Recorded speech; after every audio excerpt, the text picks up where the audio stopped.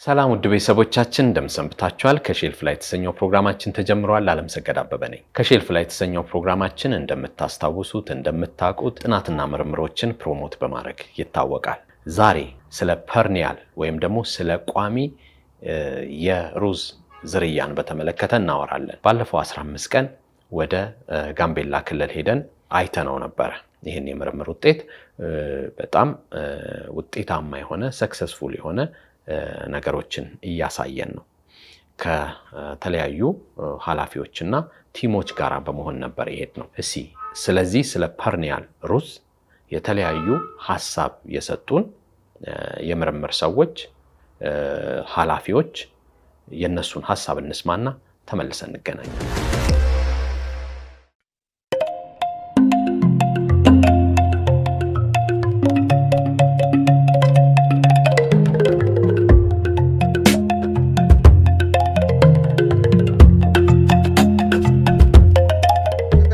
ለሩዝ ፕሮዳክሽን እንግዲህ ሩዝ አፕላንድ ራይስ እና ሎላንድ ተብሎ ነው የሚለየው። በብዛት አፕላንድ አካባቢ ላይ ሬንፌድ ሩዞች ናቸው ጥቅም ላይ የሚውሉት። ሎላንድ አካባቢ ላይ ደግሞ ኢሪጌትድ ራይሶች ናቸው ጥቅም ላይ የሚውሉት። ይሄ እንደምታዩት እንግዲህ በቂ ውሃ የሚፈልግ ሰብል ስለሆነ ሎላንድ አካባቢ ላይ ቢዘራ ሞር ውጤታማ ይሆናል የሚል ነው እስካሁን ያለው ጥናት የሚያሳየው። ስለዚህ እሱን እየተገበርን ያለ ነው ማለት ነው። ስለዚህ ከጋምቤላ ባለፈ ሰፊ የኢሪጌሽን ሀብት ያላቸው የአገራችን ክልሎች ከዚህ ተጠቃሚ ይሆናሉ ማለት ነው። አንድ ቦታ ላይ ብቻ አይደለም እና በተለይ አሁን ካለው ከሜካናይዜሽን ጋር በተገናኘ እና ደግሞ ከሰው ኃይል እጥረት ጋር በተገናኘ የሚፈጠረውን ችግር ይቀርፋሉ ብለን ነው የምናስበው።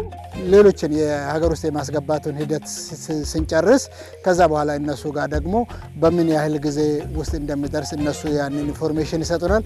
ቀደም ብሎ ዝርያው እጃቸው ይገባና ወደዚህ ከማዛወር በፊት መደብ ላይ ይዘራል። ያንንም እነሱ ናቸው የሰሩት። ከዛ በኋላ ደግሞ ያው ሲደርስ መተን ባለው ዶክተር ጌታቸው ባለው ልምድ እንደገና ደግሞ የዩኒቨርሲቲ ልኡካን መጥቶ ነበረ በትራንስፕላንት በምናደርግበት ጊዜ እነሱም ያንን ባሉበት ነው ያዛወር ነው ወደዚህኛው መደብ ማለት ነው። 10,000 ሄክታር በላይ ነው። ለ10,000 ሄክታር ኦልሞስት የተፈቀደ ለሩዝ የያዝነው መሬት አለ። ፋብሪካው እንደምናየው አጠገባችን አለ።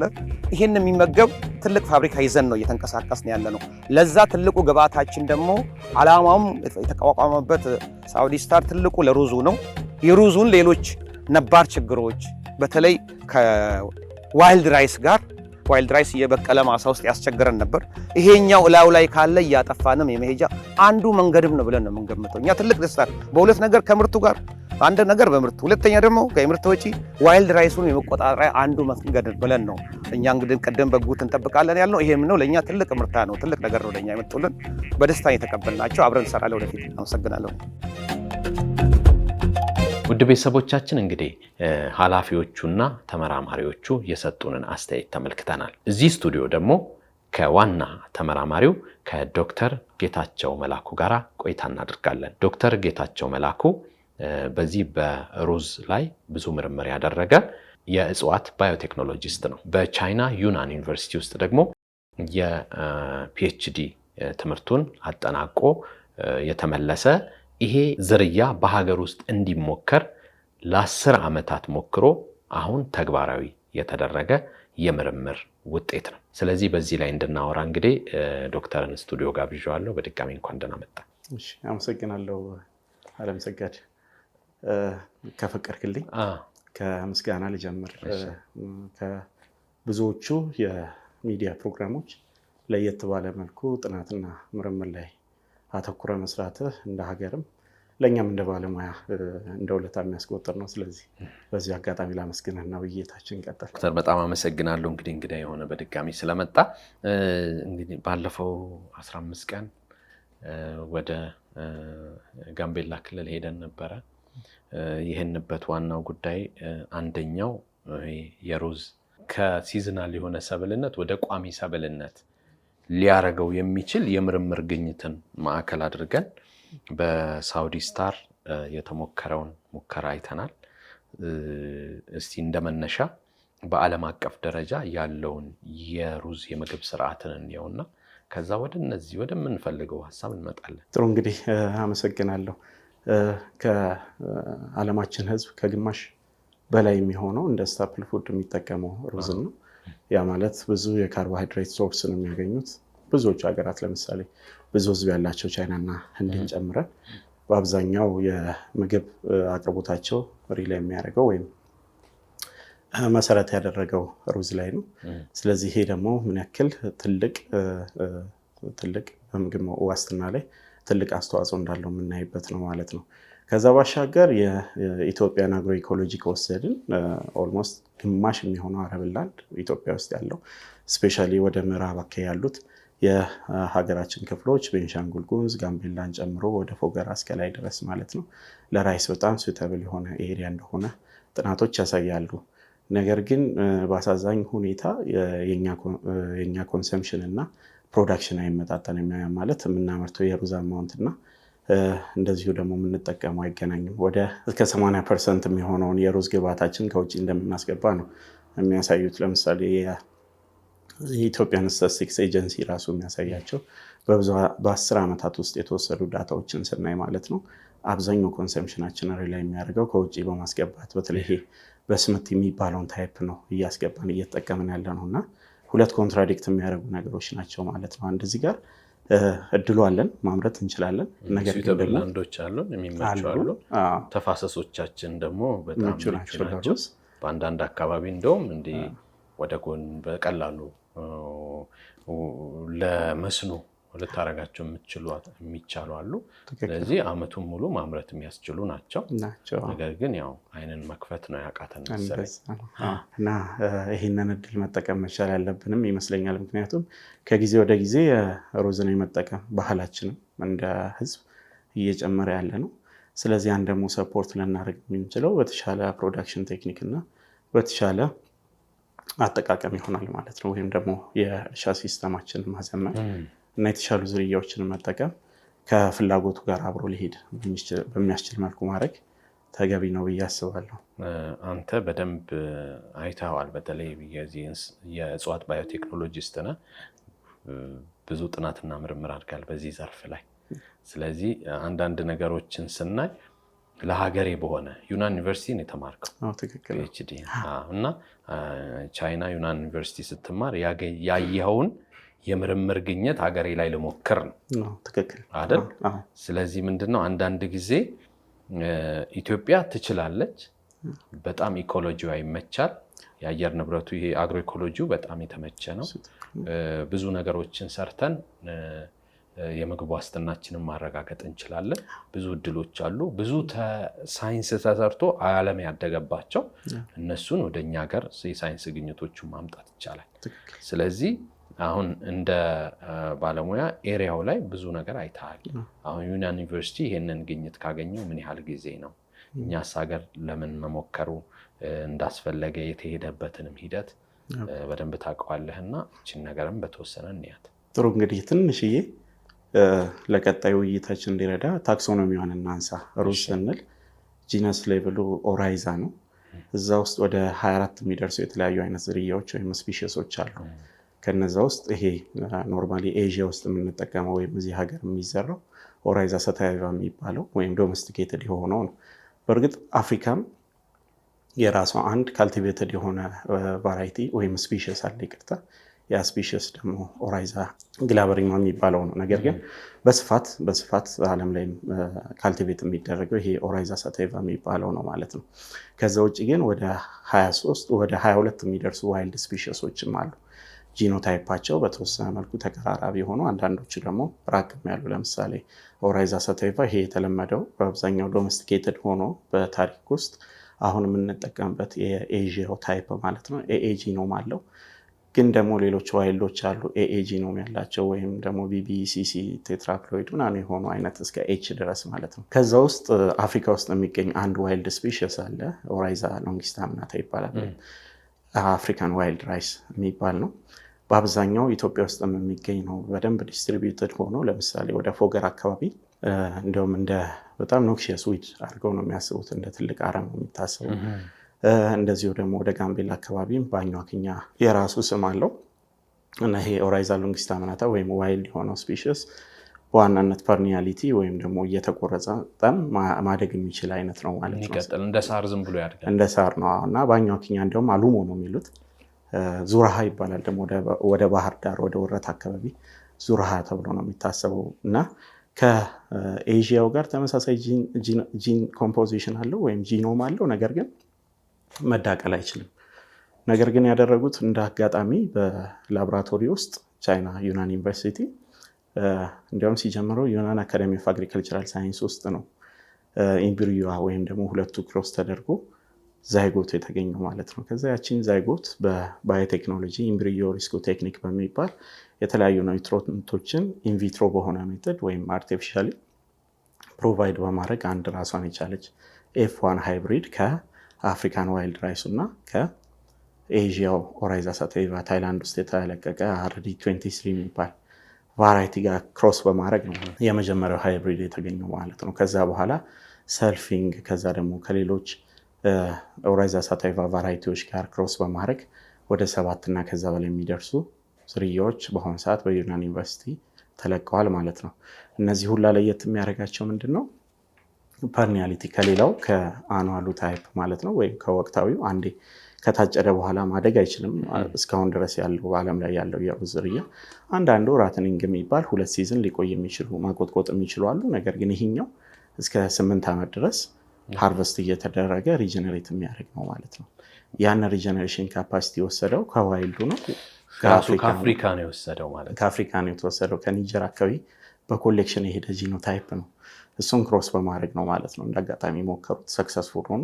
ከዛ በኋላ ይሄን ዋይልድ የሆነው ፊቸር ሃይብሪድ ሲሆን ወይም ደግሞ ሲዳቀል ዋይልዱም ለምሳሌ ሻተር እንዲያደርግ ዘሮ እንዲረግፍ ምናምን የሚያስችሉ አይነት ካራክተሮችን ሰሌክት በማድረግ እየተው አብዛኛው ወደ ካልቲቬትድ የሚሄድ ካራክተር ይልድ ላይ በተመሰረተ አግሮኖሚክ ትሬቶች በአጠቃላይ የካልቲቬትዱን ነገር ግን ራይዞማተስ ፊቸሩን በተወሰነ መልኩ አጠር ያለ እንዲሆን ተደርጎ ፐርኒያሊቲውን ወይም የማቆጥቆጥ ኃይሉን ብቻ ከአፍሪካን ዋይልድ ራይስ ወይም ከኦራይዛ ሎንጊስታና ተወስደው ነው ማለት ነው ወደዚህ ስቴፕ የተደረሰው። በጣም የሚገርም ነው። እና አሁን ቡናን ስናነሳ ቡናን በጫካ ውስጥ እናገኘዋለን ኢትዮጵያ። ስለዚህ መነሻ ኢትዮጵያ ነች ተባለ።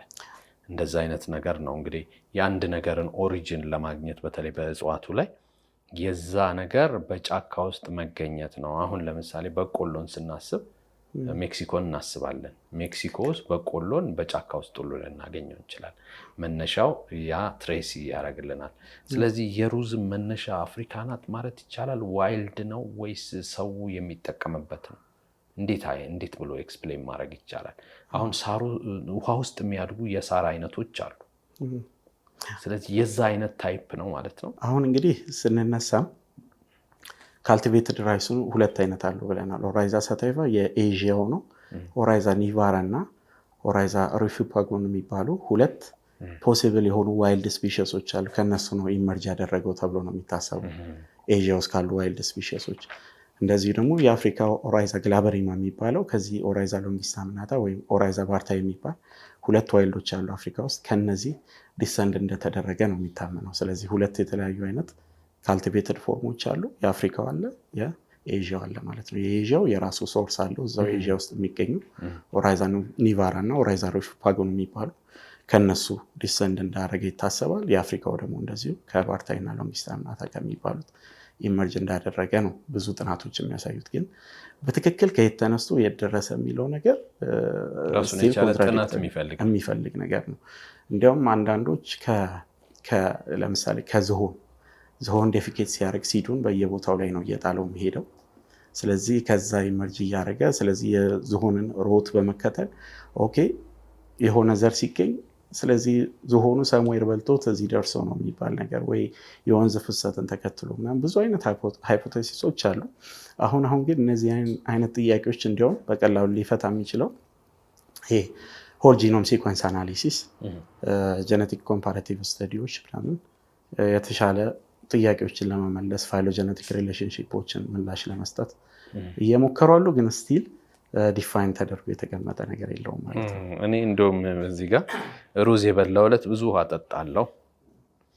ብዙዎቻችን ኤክስፒሪየንስ ሊሆን ይችላል እና አንዳንድ ጊዜ ሩዝ በልተን ውሃ በደንብ ካልጠጣን እንቅልፍ ሁሉ ዲሃይድሬት የማድረግ ነገር አለው እና ሩዝም ደግሞ የሚበቅልበትን ቦታ ስናይ ውሃ በጣም ረግረጋማ መሆን አለበት።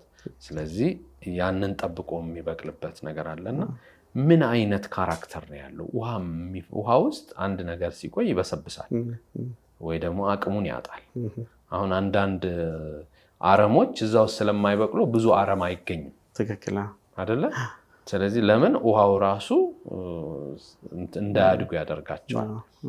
ምንድን ነው ብዙ ውሃ እንዲፈልግ የሚያደርገው ሩዝ ማለት? ሩዝ ላይ አንተ ብዙ ሪሰርች ስለሰራ ኬዙ ምንድን ነው የሚል ጥያቄ ባነሳ ደስ ይለኛል። ኦኬ ጥሩ ጥያቄ። ለየት ያለች ዳይሜንሽን ናት እንደውና ከሌሎቹ ሰብሎች ለየት የሚያደርገው በትክክልም እንዳልከው በጣም ውሃ መፈለጉ ነው እና ይሄ ሰብመርጀንስ ቶለራንት አይነት ክሮፕ ነው። ያ ማለት ውሃ በጣም የሞላበት ቦታ ላይ ቶለሬት አድርጎ እንዲሁም ተመችቶት ያድጋል። ራሱ እዛ እኮ ጉልበት ድረስ የሚደርስ ቦት አድርገን የገባል ያሰምጥ ነበር ውስጥ። ከሌሎች ሀገሮች ከጉልበት በላይ ደረሱላ በደንብ እስከ ወገብ ድረስ የሚደርስ አይነት መድ የሆነ ቦታ ላይ ሁላ ካልቲቬት ይደረጋል። ወደ ሳውዝ ኢስት ኤዥያ አካባቢ ላይ በብዛት እንደዛ አይነት ኢኮሎጂን ይመርጣል። ምንድነው ፊዚዮሎጂው ነው አንደኛው ነገር። ፊዚዮሎጂው በጣም ዋተር ዲማንዲንግ ነው። ከዛ ሌላ ኢቭን ሃይድሮፎቢክ የሆነ ሰርፌስ ነው ያለው ሊፉ በአብዛኛው ማለት ነው። ስለዚህ ሃይድሮፎቢክ ሲሆን ውሃ በትክክል ስቶማቶችን ሁላ ዘግቶ እንዲቀመጥ አያስችለውም ማለት ነው። ስለዚህ በብል ነገሮች ያ ሃይድሮፎቢክ የሆነ ሌየር ወይም ውሃ የማይፈልገው ሌየሩ ሰርፌሱ ማለት ነው በብል ነገሮች ይሰራል። እዛ ውስጥ ኦክሲጅን እና ካርቦን ዳይኦክሳይድ በብዛት ይኖራሉ ማለት ነው። ስለዚህ ተክሉ በሚፈልግበት ሰዓት የራሱን ምግብ በፎቶሲንቴሲስ ለመስራት ካርቦን ዳይኦክሳይዱን ከዛ በብል ውስጥ ይወስዳል። ከዛ በኋላ የራሱን ሜታቦሊክ አክቲቪቲ ካካሄደ በኋላ እንደ ባይ ፕሮዳክት ደግሞ የሚለቀውን ኦክሲጅን እዛው በብል ውስጥ ያስቀምጣል ማለት ነው። ስለዚህ በእንዲህ አይነት ፊዚዮሎጂካል መንገድ ራሱን አቆይቶ ከዛ ወደ ይልድ የሚሄድበት ነው ማለት ነው። ስለዚህ ሞሮ ፊዚዮሎጂካል ነው ልንለው እንችላለን። አዳፕቴሽኑም እንዳለው አሁን ብዙ ሀገራችን ለእንደዚህ የተመቹ ቦታዎች ቢኖሩ ብዙ አካባቢ ግን ስንዴ፣ ጤፍ ለመዝራት ነው ምቹ የሚሆኑት። ረግረጋማ ቦታዎች ብዙዎቹ የተጠነፈፉ ስለሆነ ብዙ የማብቀል ስለዚህ ለብዙዎቻችን ሩዝ ማምረት አዲስ ነገር ይመስለኛል እና ያው እንደ ቅድም እንደገለጽከው ፎገራ አካባቢ ጋምቤላ ወንዞቹን ተከትሎ እንዲሁም ደግሞ ቤኒሻንጉል ጉሙዝ የተለያዩ ወንዞችን ተከትሎ አካባቢ ረግረጋማ አካባቢ ይሆናል። ሌሎችም አካባቢዎችን ማየት እንችላለን። ለየት ባለ መልኩ አፕላንድ ራይስ ቫራይቲዎች ደግሞ አሉ። ከፍ ላሉ ቦታዎች ሂሊ ለሆኑ አካባቢዎች እንደዚሁ ብዙ ውሃ የማይፈልጉ አይነት የራሳቸውን ፊቸር ያላቸው ሪሌቲቭሊ ድራይ ላንድ ልንለው የምንችለው አካባቢ ላይ ሰርቫይቭ አድርገው ምርት መስጠት የሚችሉ የሩዝ ዝርያዎችም አሉ። አሁን ችግሩ ምንድነው? እኛ ራሱ እነዚህን ሁላ ኤክስፕሎይት አድርገን ለመጠቀም ሄድንበት ርቀት ነው እንጂ በትክክልም ደግሞ እንደዚሁ ድራይ ላንድ ለሆኑ በጣም ድራይም ባይሆን በጣም ደግሞ ይሄ ስዋምፒ ሳይሆን ማደግ የሚችሉ ምርት መስጠት የሚችሉ የሩዝ ዝርያዎችም አሉ። ሁልጊዜ ጭንቅላታችን ያው ረግረግ ቦታና ሩዝን ስለምናገናኝ እንጂ እንደዚሁ ደግሞ የተለያዩ ሀገራት ላይ አፕላንድ ራይስ ተብለው ዴቨሎፕ የተደረጉ የተለቀቁ ዝርያዎች አሉ። እነሱንም መሞከር የሚቻልበት መንገድ ደግሞ ሌላኛው እይታችን ሊሆን ይገባል ማለት ነው። ይሄ እንግዲህ ዩናን ዩኒቨርሲቲ ያገኘው ይሄ ፐርኒያል ሩዝ ታይፕ ወደ 10 ምናምን ደርሷል አይደለ? ታይፑ የዝርያ አይነቶቹ። ስለዚህ እዛ ላይ ይሄን ቋሚ የሆነ 8 ዓመት እየታጨደ የሚቀጥል በአመት 3 ልታጭደው የምትችለው ስለዚህ ብዙ ነገር ሊቀንስ የሚችል ብዙ የሰው ኃይል እንደገና ለነዳጅ ለተለያየ ነገር የምታወጣውን ነገር ሊቀንስልህ የሚችል ነውና ወደዚህ ሀገር ለማስገባትና ምርምሩ ላይ ብዙ በመስራት ብዙ ሄደህበታል። ምን ያህል ዋጋ አስከፍሎ? እንደው እድለኛ ነኝ ብዬ አንዳንድ ጊዜ ራሴን እቆጥረዋለሁ። ምክንያቱም አንደኛ ነገር እዚሁ ዋይልድ ራይስ ላይ ነው ማስተርስ የሚሰራውት። ጋምቤላ ፎገራ ኮሌክት አድርገን ናይሮቢ ዩኒቨርሲቲ ነው አዲስ አበባ ዩኒቨርሲቲ በፕሮፌሰር ተክለ ሃይማኖት ገዛም ነው በሳቸው ፕሮጀክትም ነው ይሄን ተክልም ላውቀው የቻልኩት። ከዛ ኢልሪ ላይ ያኔ ሲሳር በጣም ሌተስት የሆነ ጂኖታይፒንግ ሜትር ነው ተብሎ ይታሰብ ነበርና እሱን ሰራው። ጥሩ ፔፐር ፐብሊሽ አደረገን። ስለዚህ ቀጥታ እዚህ ፐርኒያል ራይስ ላይ የሚሰራውን ቲም ፕሮፌሰር ዋናውን ፕሮፌሰር ሁ ይባላል በኢሜል ኮንታክት አደረኩት። አዲስ አበባ ዩኒቨርሲቲ አድሚት አድርጎኝ ፒኤችዲ የጀመርኩበት ወቅት ነበርና እሱም he was so welcoming ምክንያቱም ያለኝን ባክግራውንድ ያችን ፐብሊኬሽን አመረታኛለች። ስለዚህ ሄድኩኝ። ሲሄድ እንዲያውም ላብ ከመጀመሪ ምናምን በፊት ቀጥታ ወደ ማሳ ነው የሄድኩት፣ ወደ ሩዝ ማሳ። እኔ ያን ያክል የሩዝም ኤክስፖዠር የለኝም የግብርና፣ ግን ሲሄድ ብዙ ነገሮችን እዛ ውስጥ ተማርኩበት ማለት ነው። ክሮሲንግ እንዴት ነው ማንን አዳቅሎ ምን ሊገኝ ይችላል። ከዛ ደግሞ የፊልድ ዳታው እንደገና ወስዶ ደግሞ ከመስክ ዳታ ወደ ላቦራቶሪ ተገብቶ ደግሞ የተወሰኑ ጂኖታይፒንግ ማመሳከር፣ ላቦራቶሪ ፕሮዲውስ የተደረጉ ነገሮችን ደግሞ አምጥቶ መስክ ላይ መሞከር፣ እነዚህን ሁሉ እውቀቶች ያው በተወሰነ ቻሌንጅ ሊኖሩ ይችላሉ፣ ግን ደግሞ በጥሩ ሁኔታ አወቅኩበት፣ ልምድ አገኘሁበት ብዬ አስባለሁ። ከዛ ነው እንደገና ተመለስኩኝ፣ ወደ ቤቲን ገባው። ቤቲን ለሪሰርች ትልቅ ቦታ የሚሰጥ ተቋም ነው። ስለዚህ በተወሰነ መልኩ ቶሎ መጀመር ፈልጌ ነበር እነዚህን ቫራይቲዎች ወደ ኢትዮጵያ አስገብቶ፣ ምክንያቱም አንደኛ 16% የሚሆነው ጄኔቲክ ማቴሪያላቸው ከአፍሪካ ነው።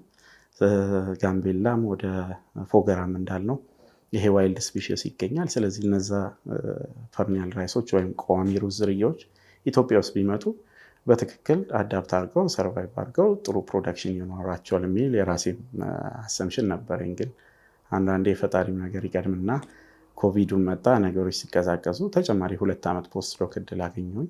ስለዚህ ይህንን ዋይልዱን በክሪስፐር ቴክኖሎጂ እስኪ በተወሰነ መልኩ ዶሜስቲኬት ማድረግ የሚቻልበትን መንገድ እኔ በሚል አንዳንድ ዋይልድ ፊቸሮችን ለምሳሌ ሻተር ያደርጋል፣ ዘሩ ይረግፋል ዋይልድ ስለሆነ። ስለዚህ ያን ምን አይነት ጂኖች ናቸው እዛ ውስጥ ያሉት የሚለውን አይደንቲፋይ አድርገን ስለዚህ ሳይለንት አድርጎ ላቦራቶሪስ ብቻ የሚቀር ስራን የሰራ ነው በእርግጥ። ስለዚህ እንደዛ አድርገን በተወሰነ መልኩ ሞዲፋይ የማድረግ ጂን ኤዲቲንግ ስራዎችን ሰራን። በዛ ውስጥም ግን እከታተላለሁ ቲሙ ምን ያክል ፕሮግረስ እያደረገ እንደሆነ፣ ምን ያክል ቫራይቲዎች እየተለቀቁ እንዳሉ። የመጀመሪያው ቫራይቲ ሲለቀቅ እኔ እዛው ዩናን ዩኒቨርሲቲ ፒኤችዲ ተማሪ ነበርኩኝ እና እንደውም 2022 ላይም እንደዚሁ ፖስት ዶክ ሆኜ ዋን ኦፍ ዘ ቤስት ብሬክስሩ ቴክኖሎጂ ተብሎ አሜሪካን ሀገር አዋርድ ሲደረግ ነበርኩኝና ብዙዎቹን ነገሮችን በጥልቀትም ስለማውቃቸው እንደ እድልም ሆኖ አብሬም ስለቆየሁኝ እዚህም ስመጣ የተሻለ የሪሰርች አትሞስፌር ስላለ እነሱን ትረስት በማድረግ ነው 6 ሌተስት የሆኑ ዝርያዎችን እንድናስገባ ህጋዊ መንገዱን ተከትለን ማለት ነው ወደ ኢትዮጵያ እንዲገቡ። ከዛ በኋላ ትሪያል ለማድረግ ደግሞ ሳይት ማሰብ ጀመረ። ስለዚህ ሳውዲ ስታር ሜድሮክ ካምፓኒ ሳውዲ ስታር ጋምቤላ ያለው በጣም በትልቅ ቀናነት በትልቅ ፍላጎት ነው የተቀበሉን። ምክንያቱም ፕሮዳክሽናቸው ዝቅ ያለ ነው። ከዛ ሌላ ይሄ ዋይልድ ራይሱ በጣም ሰፕረስ እያደረገው ሩዙን ዋይልዱ ራሱ እዛው እርሻው ውስጥ ብዙ እንዳያመርቱ ብዙ ይልድ እንዳያገኙ እያደረጋቸው ነበር። ልክ ፕሮዳክሽን አካባቢ ላይ ዋይልዱ እንዳለ በቃ ግልብጥ ብሎ ይወጣና እንደ አረም ይወጣና ሃርቨስት ሊያደርጉ ሲሉ ግንዱ በጣም ጠንካራ ስለሆነ ኮምባይነር ሁላ ጥርስ ይሰብራል። ስለዚህ ብዙ ቦታዎችን ባዶ እየተዋቸው ነበሩ፣ ምክንያቱም በዚህ ችግር ምክንያት ማለት ነው። ስለዚህ ይሄ ፐርኒያል ራይስ ቢገባ በበጋ ብንጀምረው በኢሪጌሽን በደንብ ስትሮንግ የሆነ ሩት ሲስተም ይዞ ይቆያል። ስለዚህ ዋይልዱ ቢመጣ እንኳን ኮፓፕ አድርጎ ወይም ተቋቁሞት ሊቀጥል ይችላል የሚለውን በማሰብ ከዛ ሌላ በቀናነትም እስኪ እናምጣቸው እንያቸው እና ጥሩ ከሆኑ እንሂድበት በሚል ነው የተቀበሉን። ስለዚህ ከሞላ ጎደል የመጣሁበትን መንገድ ሳይሆን እንዲያውም በጣም ሶፍት በሆነ ምቹ በሆነ መንገድ እንደመጣሁ አስብና አመሰግናለሁ። ብቻ ዞር በጣም እንግዲህ አንድ ተመራማሪ የልፋቱ ውጤት ሊሰራው የሚፈልጋቸው የሄደበት መንገድ ወደ ምድር ሲወርድለት ነው። ወይም ደግሞ አንዳንዶቻቸው ያው ትልልቅ ዓለም አቀፍና ሀገር አቀፍ ጆርናሎች ላይ የተለያዩ የሪሰርች ውጤቶች እዛ ላይ ሲቀመጡላችሁ እንደ ድል ነው የሚታየው። ከዛም አልፎ ደግሞ አፕላይድ ተደርገው ተግባራዊ ተደርገው ደግሞ ወደ ህብረተሰቡ ሲወርዱ ደግሞ እሱ ደግሞ ከድልም በላይ ድል ነው። ስለዚህ ዋናው ሪሰርች ከሼልፍ ላይ መውረድ አለበት የምንለውም ለዛ ነው። ምክንያቱም ሰው የሚለፋው ለሰው ነው፣ ለማህበረሰብና ለሀገር ነው። ስለዚህ አንድ ሪሰርች ተሰርቶ ህዝብን መጥቀም ካልቻለ ምንም ልፋት ነው የሚሆነው እና ይሄም አንድ ዩናን ዩኒቨርሲቲ ቻይናዎቹ የለፉበት ውጤት ነው። በምድራቸው ላይ ጥቅም ላይ አውለውታል። ስለዚህ እኛም ሀገር መጥቶ ደግሞ በአንተ አማካይነት የሀገራችንን ኢኮሎጂ የሀገራችንን የተፈጥሮ ሁኔታ ኮንቴክስቹዋላይዝ ባረገ መልኩ እንዲሰራ ተደርጓልና አሁን እንደ ውጤት ምን አያችሁ? ኦኬ እኔ ደግሞ ሳይ ሩዝ ይተከላል ከአንዱ ጋር እየተዘዋወረ እሱን ታይፕ ነው የተጠቀማችሁት አይደል? የሆነ ቦታ አበቀላችሁት የተለ 6 አይነት ታይፑን ከዛ በኋላ ዲስትሪቢዩት አደረጋችሁት። አሁን ሲወጣ በምን ያህል ብዛት ነው የሚወጣው? ምን ያህል ውጤት አለው? አካባቢ ምን ያህል ተመቸው? ምን ተጠቀማችሁበት? ምን አሳያችሁት? ያው ከዚህም ቀደም እንዳልኩት ያስገባናቸው 6 የተለያዩ ፐርኒያል ራይስ ዝርያዎች ወይም የቋሚ ሩዝ ዝርያዎች ናቸው። ፒአር 24 ፒአር 25 የሚባሉ የጃፖኒካ ታይፕ። ያ ማለት ጃፖኒካዎቹ በአብዛኛው የሚለያቸው ምንድነው? ግሬን ሳይዛቸው ሲሊንደሪካል የሆኑ አጭርና ወፈር ያሉ ሲቀቀሉም ትንሽ ስቲክ የሚሆኑ ለጃፓኖች በብዛት ፕሪፈር የሚያደርጓቸው አይነት ለሱሺ ቻይናም በብዛት የሚወዷቸው አይነት ናቸው እነዚህ ሁለቱ። ፒአር 109 ፒአር 111 ፒአር 112 እና ፒአር 107 የሚባሉት ደግሞ እኛ በብዛት የምንመርጣቸው አይነት ኢንዲካ ታይፖች ናቸው። ልክ እንደ ባስመቲ ግሬን ሳይዛቸው በጣም ረጃጅም የሆኑ ማለት ነው። ስለዚህ ሁለቱንም አይነት እንትኖች አውዶችን ይዘን ነው የመጣ ነው ማለት ነው። ወይም ደግሞ ወደ ሳውዲ ስታር ያስገባ ነው። 2 አይነት የአዘራር ዘዴ አለ በሩዝ። አንደኛው ዳይሬክት ሲድድ የሚባለው ነው። ይሄ የመጀመሪያው ምንድነው? ዘሩን በየሆነ ርቀት ላይ ማስቀመጥና ከዛ እሱን እየተከታተሉ በራሱ እንዲያድግ ማስቻል ነው። ሁለተኛው ደግሞ ትራንስፕላንቲንግ የሚባለው ነው። ትራንስፕላንቲንግ የምንለው ደግሞ ለ1-3 ሳምንት ያክል ወይም ከዛም በላይ ሊሆን ይችላል በደንብ ማቹር እስከሚያደርግ ድረስ ትንሽዬ ፕሎት ኦፍ ላንድ አዘጋጅቶ ትንሽ መሬት አዘጋጅቶ እዛ ላይ ዘሩን ብሮድካስት በማድረግ በማሰራጨት ትንሽ አፈር አልብሶ ውሃ እየሰጡ ብቻ የተወሰነ ጊዜ መጠበቅ ነው። ከዛ እንዲያውም አሁን በቻይና ኢኮሎጂ እስከ 35 ቀን የቆየው ትራንስፕላንት ችግኝ ለመሆን ማለት ነው ከተዘራበት ብሮድካስት ከተደረገበት። ያው እኛ የተጠቀምነው ይሄ ትራንስፕላንቲንግ ቴክኒኩን ስለሆነ በእኛ ሀገር ኮንቴክስት 25 ቀን አካባቢ ነው የፈጀብን። ያ ማለት 10 ቀን ቀንሶልናል ማለት ነው ሲድሊንግ ላይ ለመድረስ ማለት ነው። እንግዲህ የሚያሳየው ያንን ነው። ስለዚህ ዴይስ ኦፍ ማቹሪቲ መጨረሻ ላይ ሃርቨስት የምናደርግበትም ጊዜ አጠር ያለ ይሆናል ብለን ነው ኤክስፔክት የምናደርገው ቻይና ካለው አንጻር። ያው አግሮኖሚክ ፕራክቲሱ ልክ ለአኗሉ ወይም ሲዝናል ለሆኑ ለተለመደው አይነት ሩዝ የምንጠቀመውን ዩሪያ ነው የተጠቀምነው ማዳበሪያ ማለት ነው።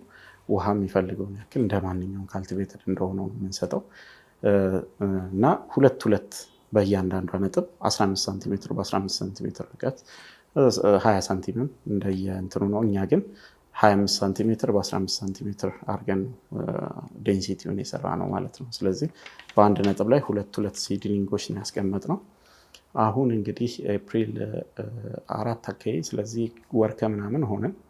በዚህ ጊዜ ውስጥ ቲለሩ ወይም ግንዱ አንዳንዱ እስከ 28 ድረስ የደረሳለ ከ18 ጀምሮ ማለት ነው። ስለዚህ 2 አድርገን ተክለናቸው አሁን ላይ እስከ 28 አይነት ስቲሞች ወይም ደግሞ ቲለሮች ሊኖሩ ይችላል ማለት ነው። ስለዚህ ፐርፎርማንሱን ስናየው እስካሁን ባለው የቲለር ነምበሩ ጥሩ ነው። ሊፍ ከለሩ ምንም አይነት በሽታ ምንም አንተም አንድ ዊትነስ አይተዋል።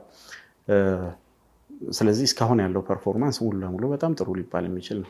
ዶክተር በጣም አመሰግናለሁ። ውድ ቤተሰቦቻችን በዚህ በፐርኒያል ሩዝ ወይም ደግሞ ቋሚ በሆነው የሩዝ ሰብል በተመለከተ ያደረግነው ውይይት በዚህ አልተጠናቀቀም። ሳምንት እንመለስበታለን።